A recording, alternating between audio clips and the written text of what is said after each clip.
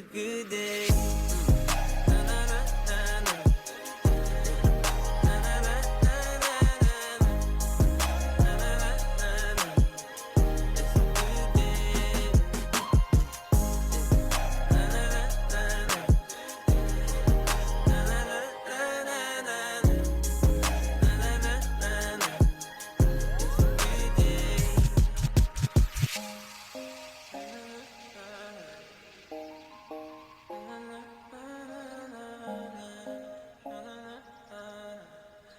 It's a good day.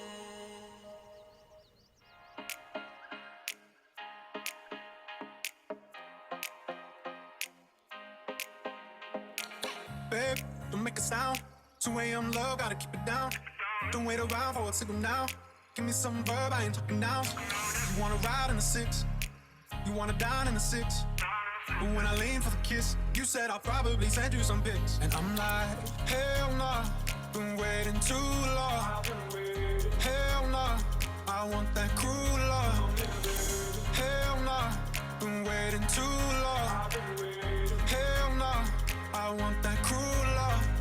Body on my, losing all my innocence. Yeah, body on my, finding all my innocence. Yeah, body on my, losing all my innocence. Yeah, body on my, finding all my innocence. Yeah, body on my, losing all my innocence. Yeah, body on my, finding all my innocence. Yeah, body on my, losing all my innocence. Yeah, body on my, finding all my innocence. Yeah, on my, on my, on my, on my sense. Yeah, on my, on my, on my, on my sense. Yeah, on my, on my, on my, on my sense. Yeah, on my, on my, on my, on my sense. Yeah.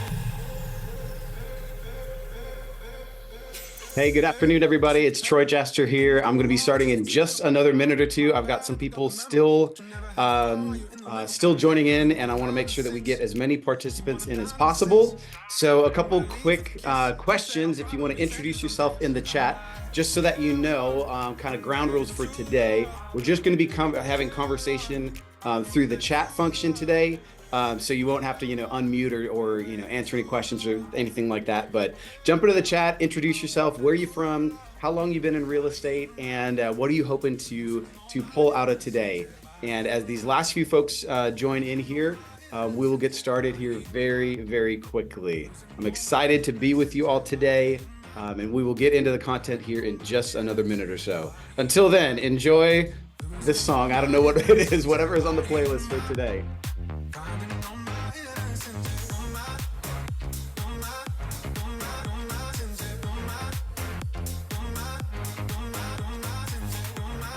So it looks like we've got Cypress, Texas. Recently started with my husband, partnering with my husband looking for business planning, and Franny from KW Preferred in Pearland, one of my favorite places to visit. Love all you guys in Pearland. One of my favorite places to jump over there. KW Legacy Group. I see how to summarize all this in 1 hour. That's going to be a challenge. That is my #1 challenge for today. You better believe it. KW Legacy Group, where are y'all from? Jump into the chat there. Okay, Cedar Rapids, Iowa. My wife is from Iowa. How amazing is that?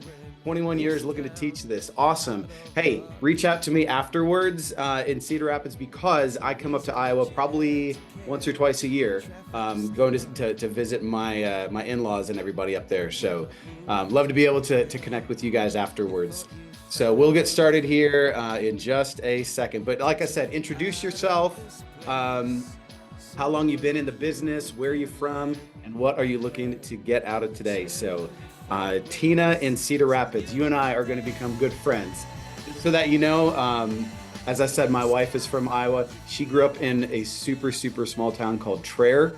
The joke that she always says is even people from Iowa don't know where Traer is. So that's where she grew up. But anyway, Central Iowa, got all kinds of family up there. So but yeah, let's connect afterwards and schedule a visit. All right, I believe we've got a good chunk of people here that have joined in, and I'm always a fan of getting things started right on time. So I'm gonna pull the Oh, you actually know where Traer is. How about that? We're just gonna, for everybody else, we're just gonna have a little Iowa moment here for a little bit, if you don't mind. Um, so we'll shut the music down and we'll get the other part of this party started. So, number one thing, welcome into National Business Planning Day. I am so excited that you're here to join with us today. And as I mentioned, just kind of like a couple of ground rules here as we sort of get things started for today. It is my goal to have us in and out of here in under 60 minutes, which is going to be a challenge because I've taught this full on business planning class many, many times. And it's quite difficult to try to find, six or 7 hours of content and put it down into a 1 hour webinar. So, but that's the plan for today. If you are joining online, which everybody is right now, I am going to be sending out the recording afterwards. So for anybody who wasn't able to get here today, I'm going to be sending out the recording afterwards with all my notes and everything. Also, the slides that you're going to be seeing here in a few minutes, I'll be sending just a whole bunch of this stuff afterwards. So as long as you've registered for everything and you're getting my emails and whatnot, then I'm going to be making sure that you get all these resources afterwards. I want to say hello to Aldo in Bolivia. I saw that there's a handful of you that are signed up in Bolivia. And when I saw that on the sign up, I was like, oh my gosh, that's amazing. Where's Bolivia? So I literally had to jump onto Google Maps and find out that you all are in South America near Peru, from what I understand. So thank you for being here. That's really awesome. And love to come visit you there too. All right, so let's get started here. As I mentioned, I teach this business planning clinic quite often all over, all over the United States. But just in case we have not ever been introduced, I want to just kind of introduce myself. So my name's Troy Jaster, and I'm here at the Keller Williams City View office in San Antonio. I have been here since 2016. I got licensed in 2016. So I'm going to kind of run down my list of who I am and what hopefully we're gonna be going with today. So first things first, I am actually a washed up middle school teacher. Yep, I taught middle school for 7 years here in San Antonio, and it's a great thing to do. And those of you that are teachers, my wife is a teacher, lots of love for teachers, and I did it for a while. It was a good thing while we were doing it, and then chose other paths. So here I am as a real estate agent. So I'm a washed up middle school teacher first and foremost. Secondly, I am a Keller Williams agent who stayed out of realtor jail since 2016. That's always an exciting thing. And I do want to make this mention. If you are not a KW person and you're joining us today, that is perfectly fine. I welcome you anyway. This material is what I refer to as non-denominational, meaning you do not have to be part of the KW club in order to understand it. What we're going to be going through is just simply real estate business knowledge. And sure, it came out of the Millionaire Real Estate Agent book, which was written by Gary Keller, and yet it is not KW specific. So that's the first thing. So I've been staying out of realtor jail, trying to keep my nose clean here since 2016. I am self-proclaimed the world's okayest real estate coach. I started coaching here in our office about 3 years ago, and additionally have now become KWU certified to be training throughout the country and everything, like I mentioned earlier. So a KWU trainer and coach as well. I am the 14-time husband of the year to Danica over there on the left. And you might be wondering, like, 14 times, okay, but how long have you actually been married? Well, and the answer to that is 14 as well. We hit number 15 coming up this spring. I am the dad of apparently a pilot and a video game plumber, I guess. Those are my two boys there, Breck and Barron. They are currently in 6th grade and 3rd grade. And so we have just a super active and fun family and life here in San Antonio. And lastly, I am number 31,359 on the Green Bay Packers season ticket waiting list. If you didn't know, there is a waiting list to get season tickets for my beloved Green Bay Packers. I put my name on the list in 2001. 23 years ago. And my number at that time, I don't remember exactly yet, but I want to say it was in the neighborhood about 60,000. And I've chipped away all the way down to about 31,000. My boys have been on the season ticket list since they were literally born. And so those are their actual numbers. And the question always comes up of like, well, how long do you think it's going to take to get tickets? And my answer is, I hope I get them before I die, but I can't promise that. I don't know. We'll see. So anyway, that is who I am. And just, as I mentioned, I'm here in San Antonio, my office here on the northwest side of San Antonio. So if you have any real estate needs in San Antonio, and heck, really all throughout Central Texas, we can take care of you. And even if you just need a connection in Texas, there's a good chance that we can take care of you. So, all right, now let's get into the content for today. So here's the content for today. As I mentioned, this is part of a full class called the Millionaire Real Estate Agent Business Planning Clinic. It's a 9 a.m. to 3:30 p.m. class that I teach all over the country. In fact, I've taught it 9 times in about the last 7 or 8 weeks, and still have a couple more coming up in December. And so the full class, like I mentioned, is a 6.5 hour class, and we dig in really, really deep on all of this. And yet I understand that not everybody has the opportunity to get to one of those classes, or honestly, the patience to sit through one of those classes. And so I figured let's bring this here on National Business Planning Day, and try to pack it into a 1-hour course. Now, I will also tell you, you're probably going to have some parts where you're gonna kind of be missing some pieces, and you know what? It's just frankly because we're trying to pack it all into one day here in 1 hour. So rewinding back a little bit, I mentioned to you that I started real estate in 2016. And when I started in real estate, coming out of the education world, I was kind of programmed, if you will, as a kid growing up and as a teacher, I was just programmed to basically do work. Just get up, go to work, get up, go to work, get up, go to work, do things, do things, do things. That's kind of how I was programmed to work. And so that's what happened about, mid 2016 when I got my license. I just woke up and I went to work and I went to the office and I did and I did and I did. But there was never really any sort of a plan.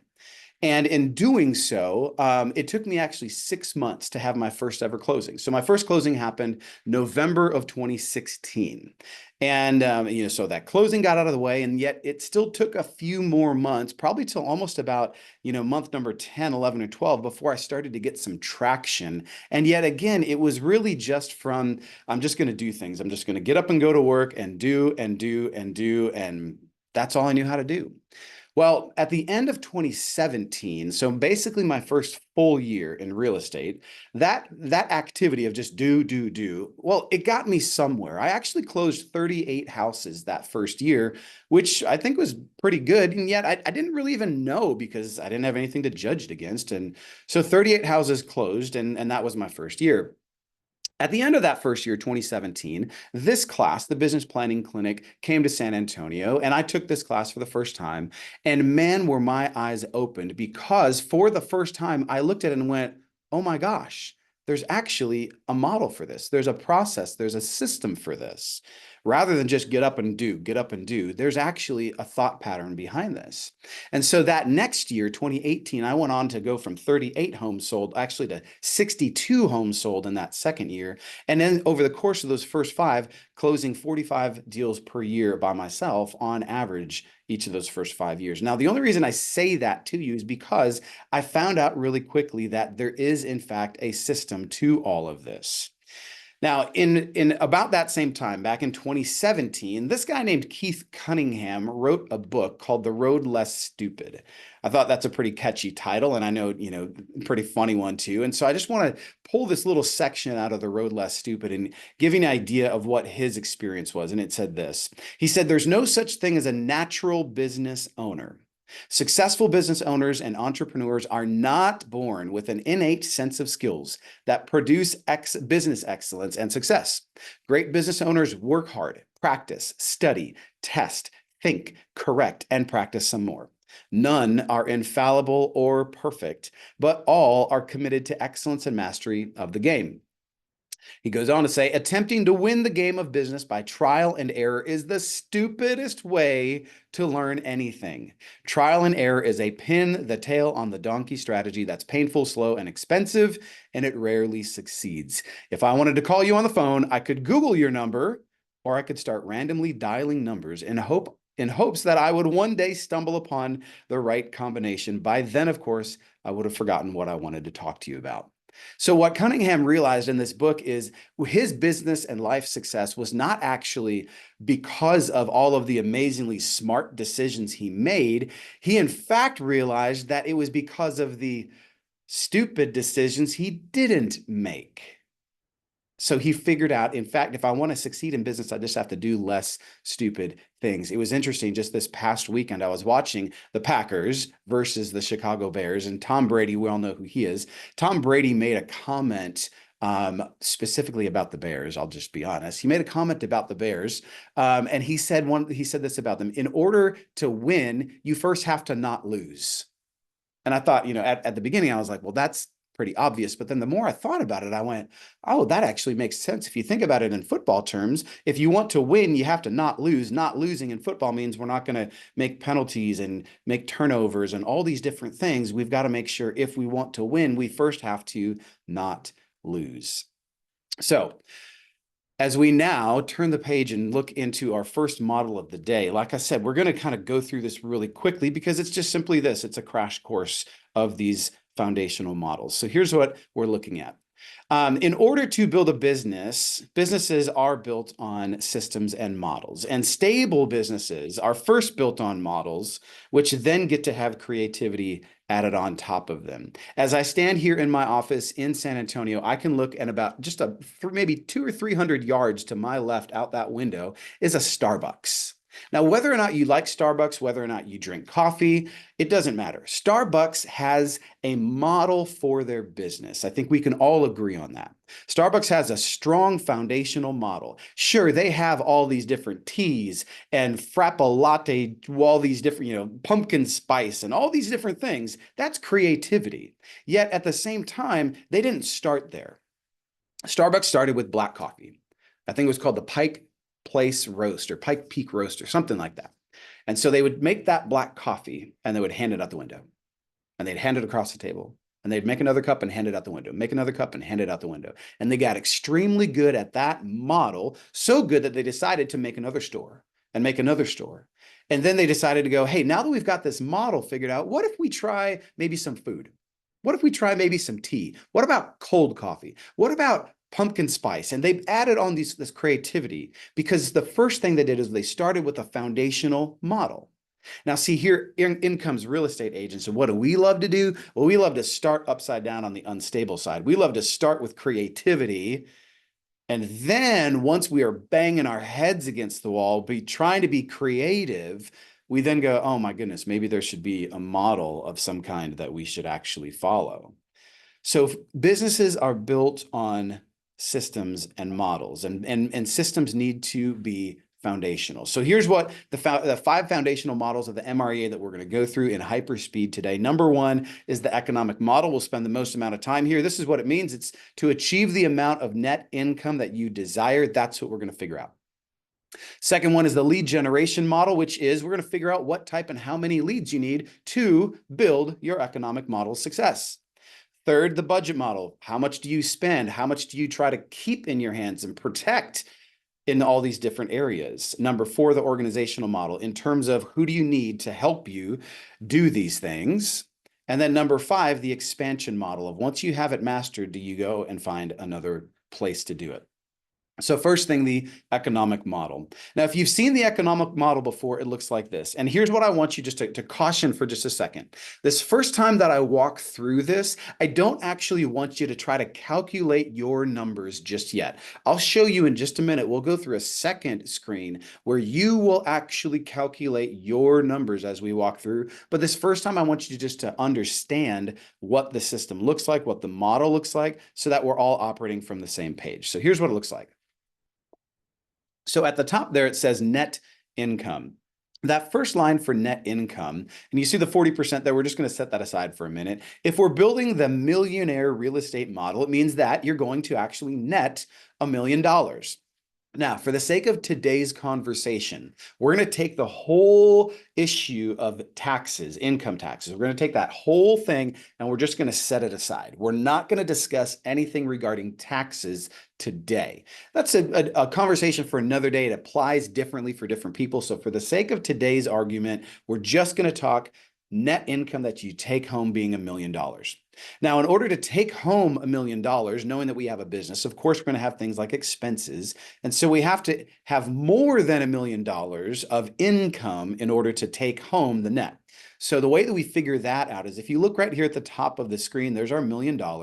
And if you see here that 40%, so 40% is $1 million is the 40% of the total GCI, the total gross commission income. And so in order to figure out that calculation, here's what you'll do. You go 1 million or whatever your net income is when we get there, divided by 40% or 0.4. And when you do that, you'll see it equals 2.5 million. So what that means is 2.5 million in total commissions throughout the course of a year. So think about that for a second. We're not talking volume of sales. We're talking total commissions earned. So just for the sake of, easy math, let's just pretend you sold a $300,000 house and it was a 3% income, 3% commission, there's $9,000, okay? Knowing that all commissions, of course, are negotiable and change based on your location, but just so that you have an idea. So if you had that $9,000 gross commission, now you stack a whole bunch of those up throughout the course of the year and they total 2.5 million. That's where our total GCI comes from. So once we have that total GCI number, now we got to figure out what is the 30% cost of sale amount of that? What is the 30% operating expense amount of that? And then we already know what the 40% net income is because that's $1 million. And before we get there, we're just going to look first at cost of sale. So if 2.5 million is the total GCI and 30% of that is 750. So all I did here was went 2.5 million times 30%, and that gives me 750,000. But the question comes up of what is a cost of sale? Now, my friends, I'm telling you that I used to get this and the operating expenses confused over and over and over of what is what. I got it confused for so long until I had someone explain it to me the way that I'm going to explain it to you right now, and that's this. A cost of sale, if you're taking notes, this would be something I'd probably want to take notes on. A cost of sale is simply this. It is a cost that comes up only when you are successful. In other words, only when you close a sale. A cost of sale is something that comes up only when you close a sale. So think through all the different things that come into your business and what are the cost of sale items. Well, I'm here to tell you there's only about a half dozen. The main ones are this. And actually, let me start with this. The number one thing that I always hear from people when I ask, what is a cost of sale? I'll give you the number one wrong answer that you already maybe have popped in your head. One of the answers I always get is this. People say, listing photography. You pay a photographer to go shoot the house for photos. Okay, so if you think that's a cost of sale, here's my question to you. Have you ever had a time where you paid a photographer to go shoot a house and you put a for sale sign in the yard and then it didn't actually close? Has that ever happened to you? Well, guess what? It literally happened to me this morning. I had a listing of mine terminate this morning, and that means I had expenses that went out and never actually had an income come in. It happens. So that's not one. Now let's run down the list of the things that are cost of sale. Here's one of the biggest ones for cost of sale are any type of referral percentages that you would give. For instance, let's say you have somebody in San Antonio that wants to buy or sell a house and you live in Bolivia or Iowa or wherever you're joining us from. And you reached out to me and you said, hey, Troy, I want you to help me with this, this buyer or this seller or whatever the case was. If I never actually closed the sale with that person, did I ever actually send you any money? No, I didn't. So therefore, the cost doesn't exist unless I have a sale. So referrals to other agents are one. Right there next to them, referrals to any other types of companies that sometimes will do lead flow, lead generation for you, and then you pay on the back end at closing. Things like relocation companies, Opcity, Zillow has a program that does that. HomeLight has a program that does that. Dave Ramsey's ELPs, any of those sorts of things where you are paying a referral to somebody at the closing. I see in the chat, closing gifts. That is an absolutely great question. And that one comes up right away too. And my answer to you on closing gifts is this. It depends how you run your business. If you run your business as, I don't go out and buy a closing gift unless it's about to close. Then that could be a cost of sale. But I want you to consider one more thing. If you build a huge business like what we're looking at right here with the $1 million net income business, a $2.5 million GCI, we're going to be talking about a lot of units. So if you build a business that big, chances are you're going to buy gifts in bulk, not necessarily per transaction. And then secondly, I mean, I don't know about you, but I've had properties that are under contract, a buyer that was just a couple of days away from closing, and then he calls me and goes, I'm not going to move anymore. I decided I'm staying put. And I said, do you realize what this means? And he said, yeah, it's going to cost me some money. And I said, yeah, it is.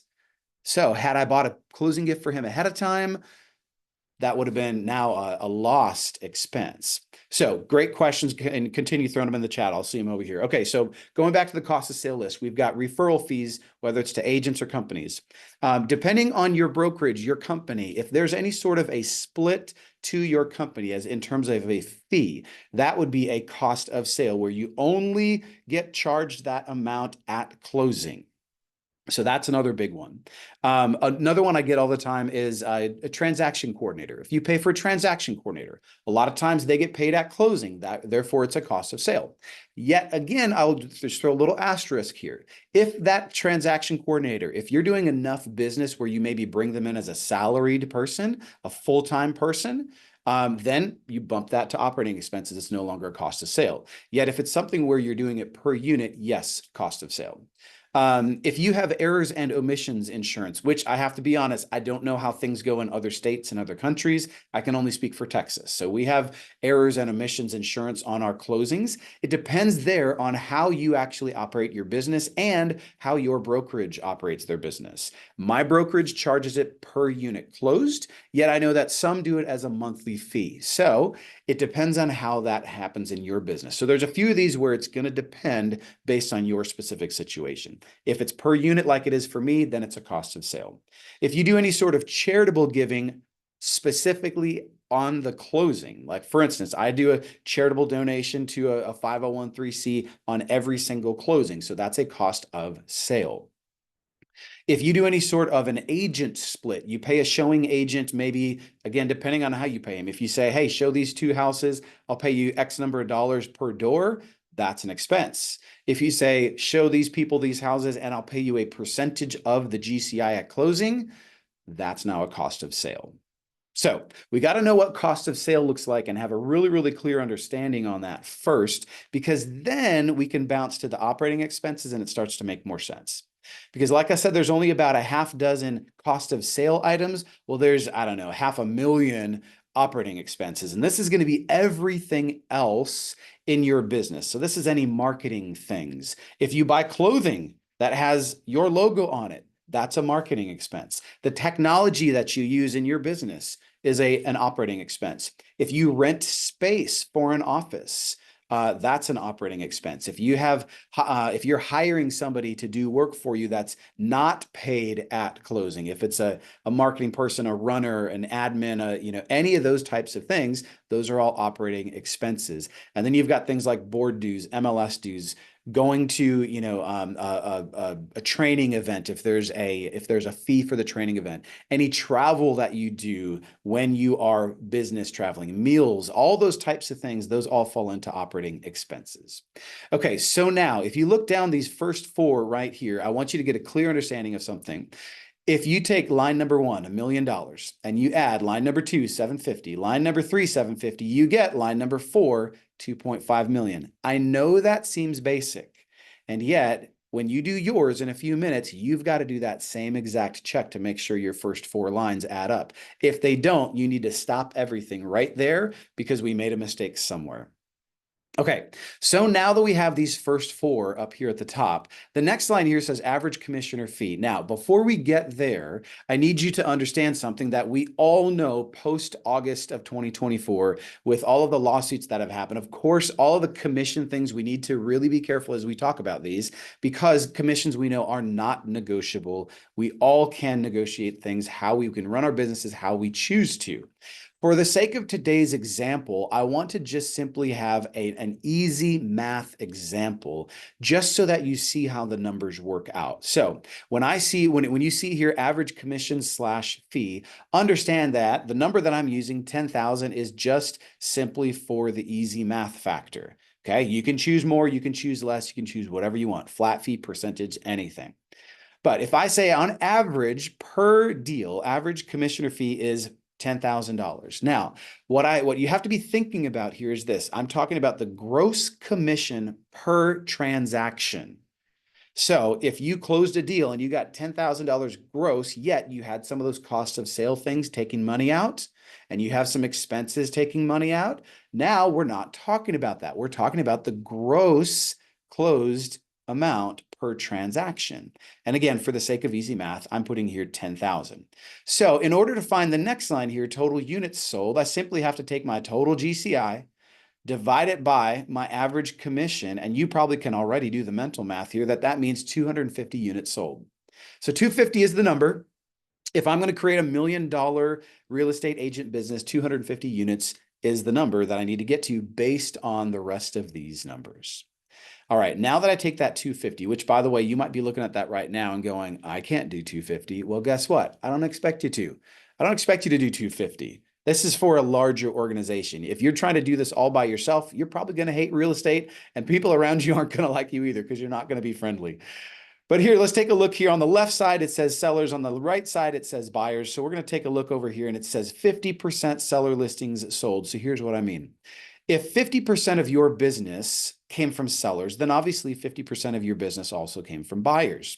So that means of that 250 units, 50% of that, again, I'm sure you can do the mental math, is 125. So what this is saying is, in order to make this formula happen, you got to have 125 closed sellers. Now, the next line down is where there's some really interesting thoughts that come around it. It says percent sold conversion rate at 70%. Now, you might ask where I got that 70% and where I'll get the rest of these from, and it simply is this. It was taken from the research that was done, the Millionaire Real Estate Agent book. This is not my own personal opinion. This is based on the research. If you know your numbers are different, use different numbers. And yet, these are the numbers that we're going to use for the sake of today's example. So in order to find my sold conversion rate, and here's what I mean by that. It's exactly what just happened with me this morning. I have a for sale sign in that yard. I had a lockbox on the door, a signed listing agreement, photos done, and yet it didn't close. There's going to be times that it happens. So what we need to do to figure that out is take our 125 and divide it by 70%, and that gives us 179. What that means is this. Over the course of the year, you'd have 179, let's say, for sale signs in yards. And 70% of the time you actually closed that sale, which is then 125. The next line down says appointment conversion rate. So now we have another conversion rate that comes into play here. And that next conversion rate is this. It's how many seller appointments did I go on in order to sign that many listings. So the way that I see it in my world, I look at seller listing appointments generally happen at the kitchen table of somebody's house. So the way that I would look at this is I would say 239 times myself or someone else from my organization sat at somebody's kitchen table talking about selling their house. 75% of the time, or 179 total, they actually said, yes, we choose you, do it. 70% of that time, I actually did it, which is 125.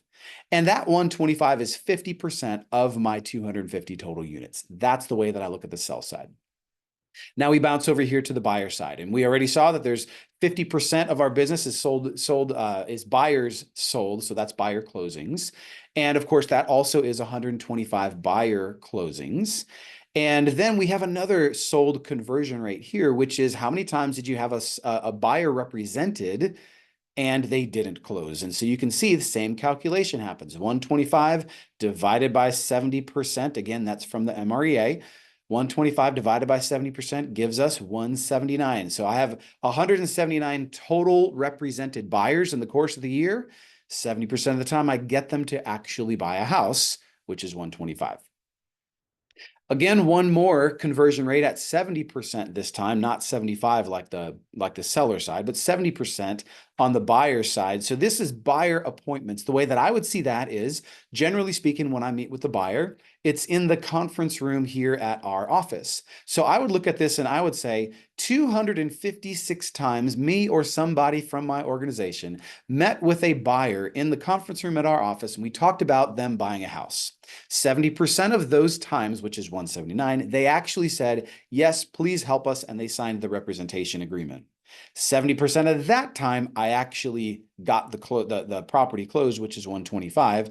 That 125 is also half of my business. That 125 and 125 create my 250 units sold. That's what the millionaire real estate agent model looks like. Now, the part that I love here is that there's one more step down here at the bottom, which is we just figure out of these total appointments, how many need to happen on a per week and per month basis so that we know kind of the pacing of what needs to happen. So you see their seller side 6 per week or about 20 per month, 22 per month, about 5 per week on the buy side. It's a total, if you look at the bottom there, a total of about 495 total listings, or excuse me, total appointments. So an organization that wants to net $1 million, close 250 units, needs to go on about 500 appointments over the course of the year. Okay, take a deep breath.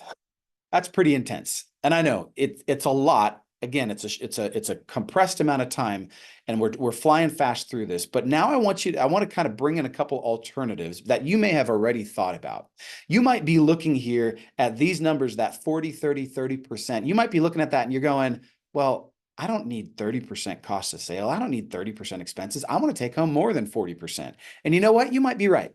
Because even in the book, it says that if you're a solo agent, there's a good chance you could actually take 55 to 60% of profit, or of the net income, I mean. And so for that reason, I made this secondary slide of just like, I've worked with so many agents in a coaching position that they come into the business and they tell me, I want to make $100,000. And so, okay, fine. Let's look at what that looks like. So if you as a solo agent wanted to make $100,000, well, take a look over here on the right side, and you're going to see 60%, 20%, 20%, which before it was what? 40, 30, 30. And now we've bumped it to 60, 20, 20, because as a solo agent, you're going to have some different types of math. So in this particular case, it says here, you're going to net 100,000. Well, you still are going to have cost of sale. You're still going to have operating expenses. So of course, you're still going to have a total GCI number. And again, just for the sake of quick math, I said, let's pretend it's $10,000. So then you'll notice here, well, 10,000 divided into 166, that's like 16 2/3. And we always know that anytime you've got a decimal here, we've got to make sure that we are rounding up, because we can't sell 2/3 of a house. So we want to round up to it, which brings me to another point of, if I have to sell 17 and I have a 50-50 business, well, of course, then there's going to be half on one side and half on the other, and you'll see how the rest of it comes down. My message to you is this: if you are that individual solo agent and your goal is, I want to make $100,000 in my first year, second year, or 20th year, it doesn't matter, then we've done the math enough, and I've worked with enough agents to know this. If you look down here at the bottom, here's your activities. If you look at 3 appointments per month being your goal, you have to go on 3 appointments per month. Well, there's actually one more conversion rate that's down here that's not even shown, and that's how many appointments do you set versus how many do you go on. So if we think of it from a 3/4, 75% conversion rate again, if you go on 3, that's this number right here, 3 per month, you might actually have to set 4, because we know that sometimes things don't work out. So as a solo agent, if you said, I want to make $100,000 this year, then I have a goal for you. And it is this: go on set 1 appointment per week. If you set 1 appointment per week, the rest of it continues to work. Okay, now, just in case you happen to be maybe an agent on a team that pays some kind of a team split, please don't look at this as this is what it has to be. I'm just simply looking at it as this is a way to understand alternative economic models. So maybe you're a buyer's agent that, of course, now all of your business is on the buyer side and 0 is on the seller side. So you're going to have different numbers too. It says 45% net, 5% operating, and 50% cost of sale, because your cost of sale as an agent on a team is what you pay to the team.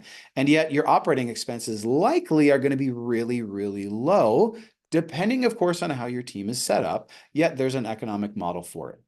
Okay, so if you've been following this much, now I'm going to ask you to do some quick math. So here you go. At the top of your notebook page, I want you to write down what your net income is for 2025, what your goal is of net income for 2025. Write that at the top of your page.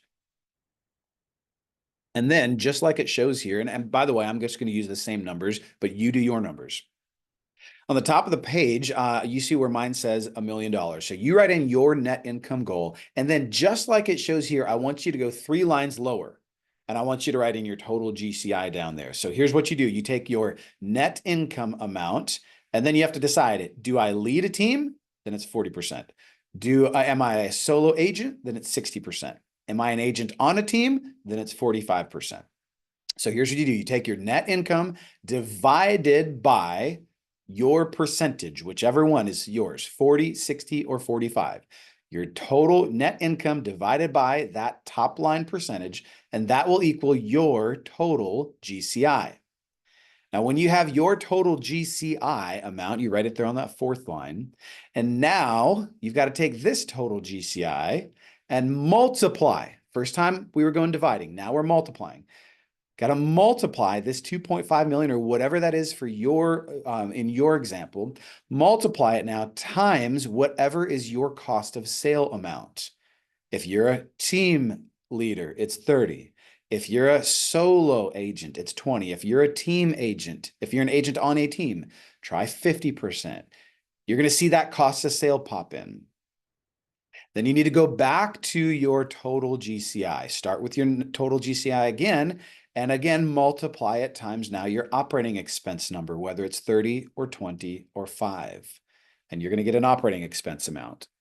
Now, as you do that, I'm going to ask you to do that thing that we did just a few minutes ago where you add up your first 3 lines, and they better equal line number 4. A plus B plus C must equal D. So in my case, 1 million plus 750 plus 750 equals 250. Once you've got those 4, now the next line down, we're going to go average commission or fee. So again, we've got whatever is your average commission for your market, your business, whatever that looks like, average commission or fee.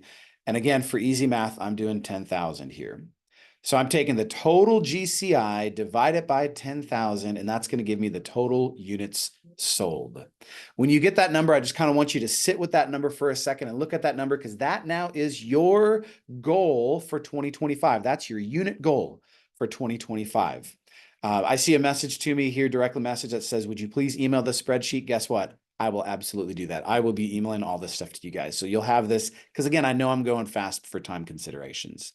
Okay, so once you've got your total units sold, then you've got to figure out, well, what kind of business do I run? Do I run a business that's more listing heavy, more buyer heavy? Is it a perfect 50-50 business, which honestly few are? So where are you in your business? And then write that in to those 2 lines there. Are you a 60% seller, 40% buyer? Are you a 100% buyer, 0 seller? Are you a perfect 50-50? Whatever it looks like, make those 2 in, or write those 2 in.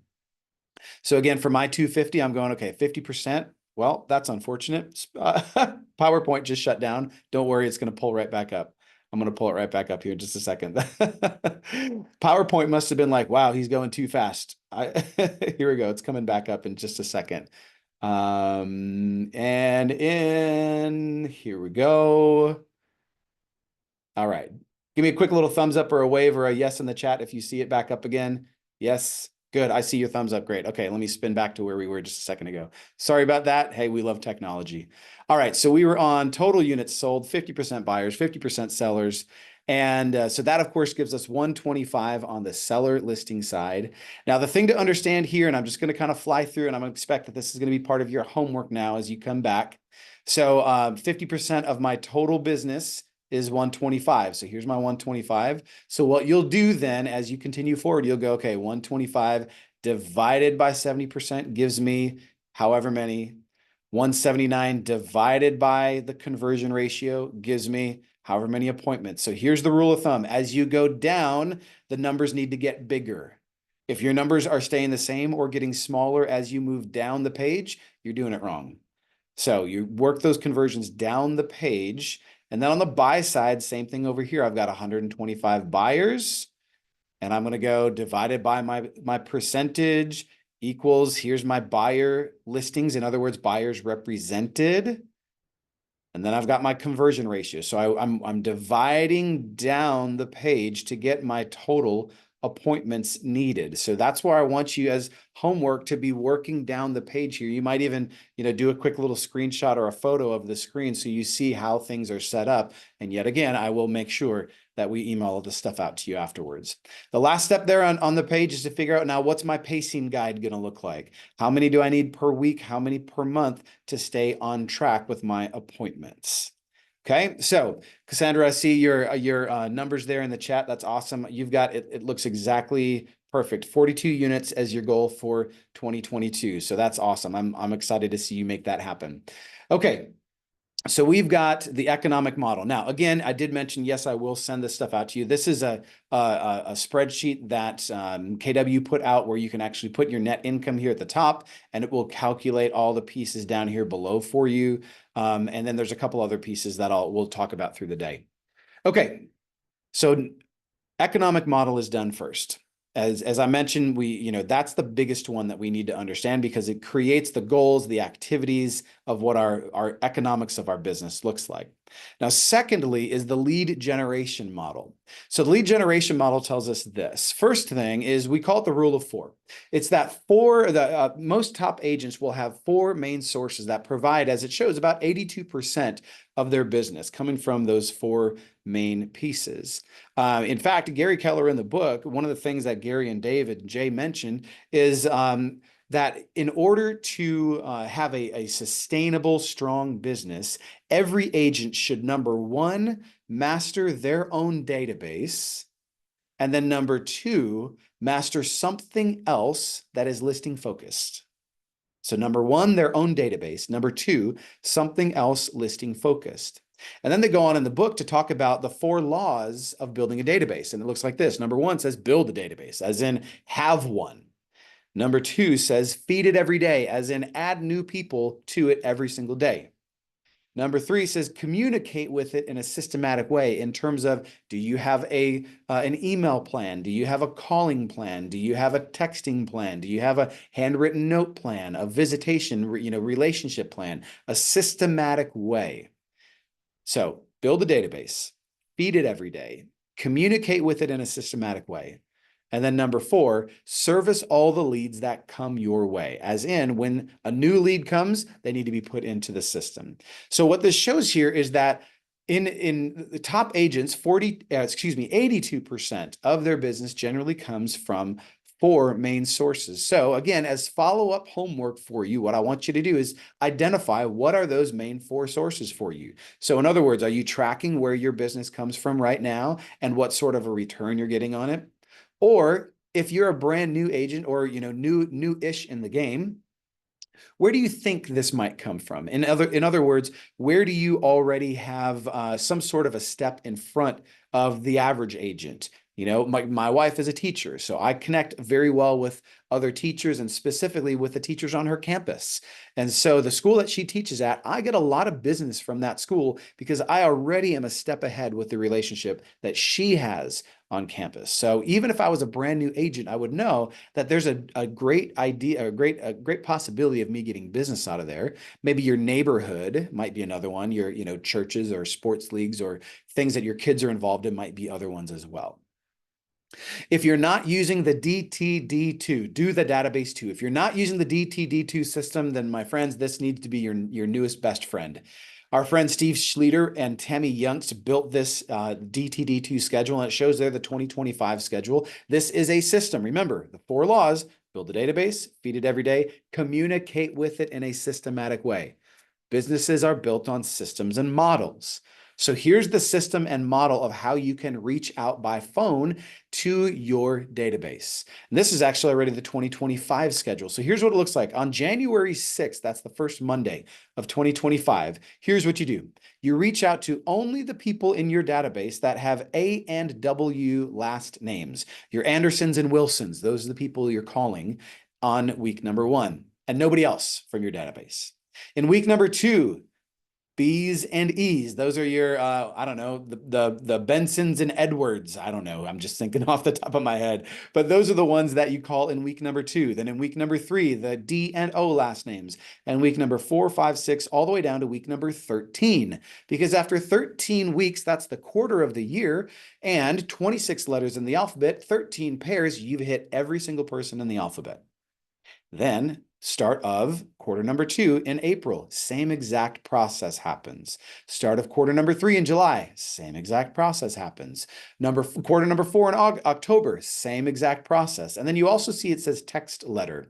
This is split so that in the half of the year, you hit all of those same people with a text message in the half of the year. So if you follow this plan, you are then going to be talking with your people 4 times a year, texting them 2 times a year at a minimum.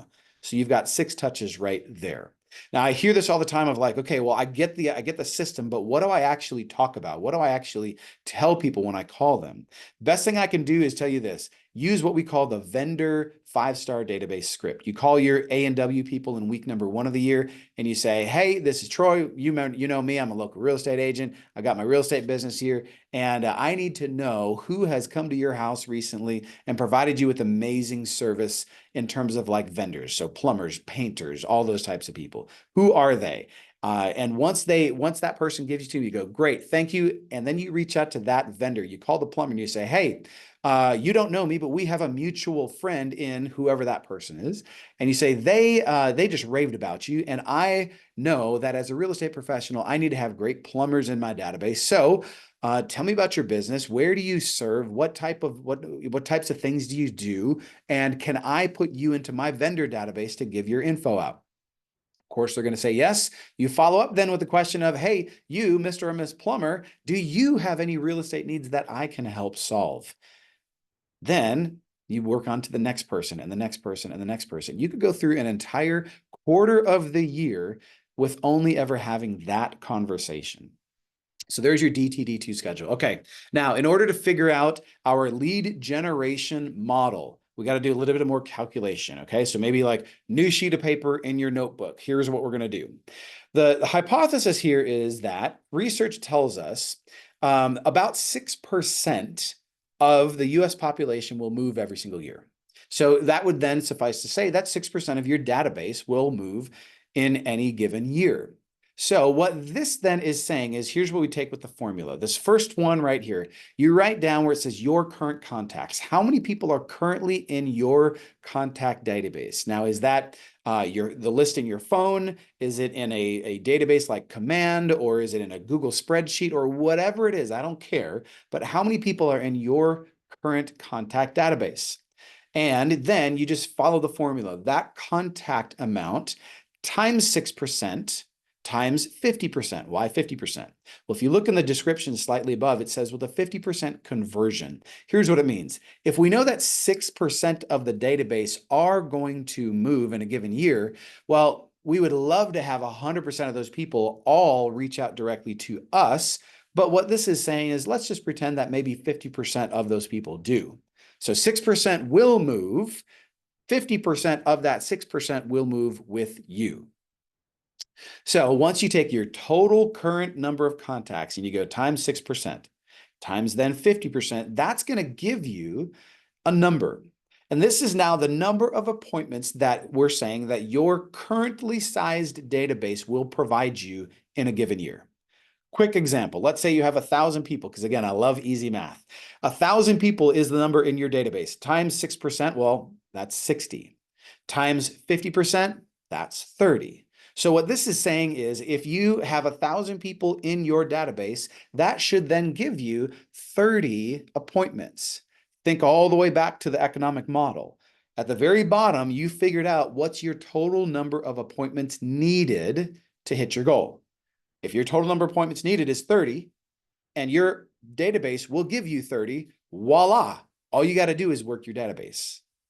Now, the second part at the bottom, we're going to actually do the reverse, where the first part says what's your current contact amount and how many appointments will that give you. The second at the bottom is going to be now, how many appointments do you need? And we're going to divide across and figure out, well, if we know how many appointments we need, let's just pretend it's 50. And if I go, I need 50 appointments, now I'm going to go divided by 6%, divided by 50%. And now I'm going to get a contact number of how many people do I need to have in my contact database to support my appointment goal. And now what you'll find is when you do this calculation for yourself with your numbers, what you'll find is what a lot of people see is this. The current contacts is often not as high as the contacts needed. So now a new goal comes into place of I have this many contacts, I need this many. Therefore now if let's just pretend you needed 52, you needed to add 52 contacts, again, easy math. If you needed to add 52 contacts over the course of the year, then that just means you need to add one new one every single day. Although I would wager that actually, as you go through your calculation, it's going to be likely higher than one a week. But I want you to go through these exact same steps that you figure out how many people now do I need to add into my database. Okay. We're already on a third model, budget model, the third model. We said there's the economic model of how do I figure out my goals. There's the lead generation model of how many leads and where do they come from in order to support my goal. Now, the third one, the budget model, is how do I keep the money I make? How do I protect what I'm doing? So what you'll see here is, and again, this is all stuff that I'll email my notes and everything back to you. So you can check this out, later on and get more into the nitty gritty. But the idea here is simply this. If you have a millionaire real estate business, like we talked about on the first economic model, you are going to have, of course, these cost of sale items that we talked about earlier, and you're going to have operating expenses as well. This now with the budget model gives you a percentage guide based on your total GCI. So if you remember the total GCI percentage on my first page on the economic model for the millionaire agent was 2.5 million total GCI. Remember, total GCI, not net. If that's my total GCI number, now I just got to go 2.5 million times 5% gives me now an amount that I should shoot for in terms of what should I budget toward a listing specialist? What should I budget toward buyer specialists? 14% approximately of my GCI should go toward compensation. Now, compensation is going to be paying people who are not licensed agents. So this might be your runners, your photographers. If you have somebody in-house that's doing that, it might be your admin staff, your operations staff. There's the compensation model. 9% of it should be going toward lead generation activities. And if you're thinking like, well, if you're only thinking, online lead production, okay, that's one thing. But yet, if you host a client event and you invite all your people and you're going to rent out the movie theater, you're going to give everybody pies, all those sorts of things. What is that? That's lead generation. So those would actually fall under the lead generation category. You see, of course, we go down things like occupancy. That's the rent that you'd pay if you pay for a physical space, education and coaching, training, those sorts of things. This is one of the categories that as people have businesses that ebb and flow, one of the first things that they want to do if they're trying to cut budget is go directly to education and coaching. And I'm telling you, that is the number one thing that you should double down on if your business is in a rough spot. And you can see the rest there as we continue to move down. These categories here, it says budget benchmarks by GCI, and you see the top of each column, 150,000, 340, 640, 970, et cetera, as we go across. All that we're showing here is based on wherever your number is. If your GCI goal is 150, well, now we've got some benchmarks for you to shoot for in terms of where should your net income land. In terms of if you're a 340 GCI agent, if you're at 640, like where do these things land? These are simply just best practices and ideas. Operating expenses like marketing, you see, is on this list. It gives you, again, here's the baseline of if you're a $150,000 GCI type of person, here's what you should be paying for these things, somewhere in that range. Understand progress over perfection, accountability, not accounting.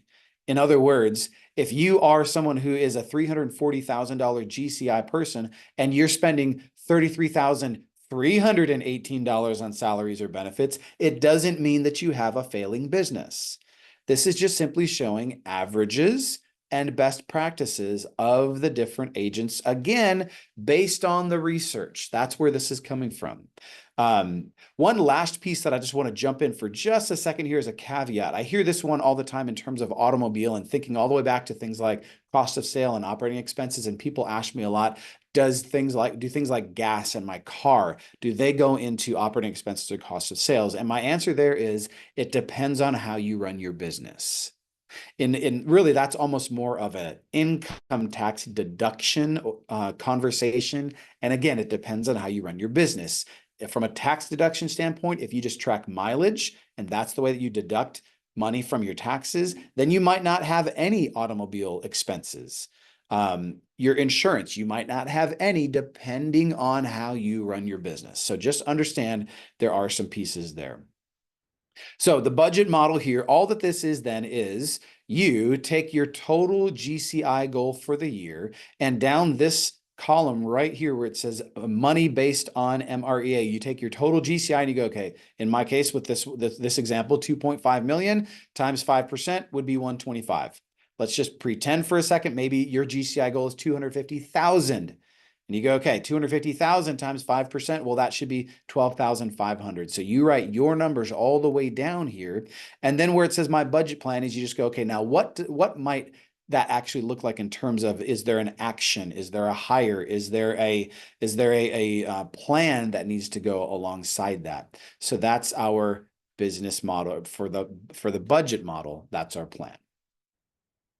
And then lastly, the organizational model. So the organizational model has 7 levels to it. And yet, even though it has 7 levels, it doesn't mean you have to go through all 7 levels. It is not a race to level 7. It's not a requirement that everyone goes to level 7. I just simply want you to understand what each level looks like. So level number 1 looks like this. Level number 1 is you are the business. You have no leverage, no help whatsoever. It's not a bad thing. You don't go to realtor jail. It doesn't make you a bad person. You just got to know what you're looking at. With level number 1, generally speaking, you're probably going to tap out at about 25 units per year as a production standpoint. That's about all that one person can do without really stretching themselves too far. So about 25 units per year is where level number 1 will end. And I'm here to tell you, most realtors will never leave level number 1, and that's okay. I just want you to know what you're looking at. At level number 1, about 40% of your time is spent in sales, and 60% of your time is spent doing all of the other things that go into real estate. There's a document that I'll include as well in our forms that is called 192 Jobs of an MREA. At level number 1, guess who's doing 192 different jobs? It's you. You're doing everything. Again, not a wrong thing, just got to understand where we are.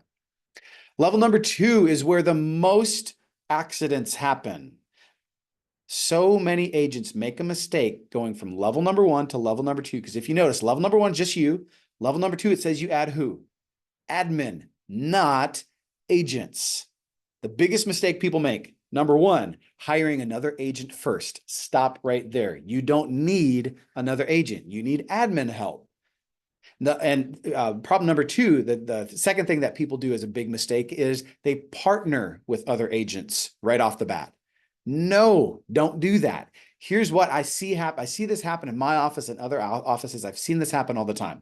There's 2 different agents, and maybe they both get licensed around the same time, and they kind of become friends because they're taking some of the same classes together, and they're kind of at the same point that their business is growing together. And then, like I said, they're friends, and they start to talk about business, and all of a sudden they go, hey, we should partner up. It makes sense. You're great. I'm great. We should partner up and do this together. And then all of a sudden things start to fall apart because there's unmet expectations on either side.